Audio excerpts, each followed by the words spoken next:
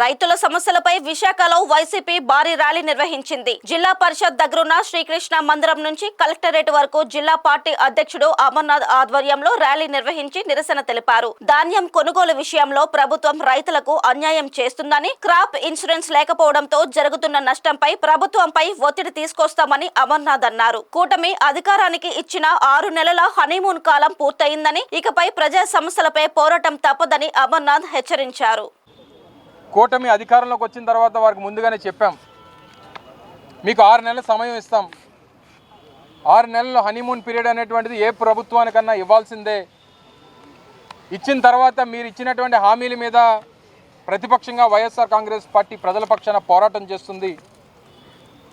ప్రధానమైనటువంటి హామీల్ని ఏదైతే మీరు ఎన్నికల్లో గెలవడానికి ఉపయోగించుకున్నారో వాటిని నిలబెట్టుకునేటువంటి దిశగా మీ మీద ఒత్తిడి తీసుకొని వస్తుంది వైఎస్ఆర్ కాంగ్రెస్ పార్టీ అని చెప్పి ఏదైతే చెప్పామో చెప్పినటువంటి విధంగా నిన్నటికి వారు జూన్ 4వ తారీఖు అధికారంలోకి వచ్చినప్పటికీ జూన్ 12వ తారీఖు వారు ప్రమాణ స్వీకారం చేసి నిన్నటికి డిసెంబర్ 12వ తారీఖు నిన్నటికి 6 నెలలు పూర్తయింది.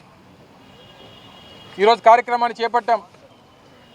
రాష్ట్ర వ్యాప్తంగా వైఎస్ఆర్ కాంగ్రెస్ పార్టీ శ్రేణులు, రైతులు అందరూ కూడా ప్రతి జిల్లాలో కూడా ఈ కార్యక్రమాన్ని నిర్వహించి రైతుల పక్షాన నిలబడి ప్రభుత్వం మీద ఒత్తిడి తీసుకొచ్చేటువంటి కార్యక్రమాన్ని చేస్తూ ఉన్నాం.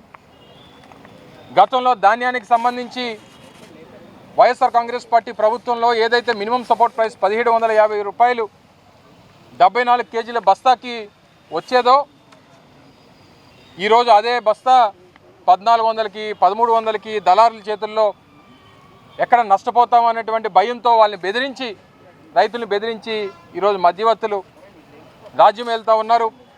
ప్రభుత్వం ఎక్కడ పట్టించుకునేటువంటి పరిస్థితి లేదు.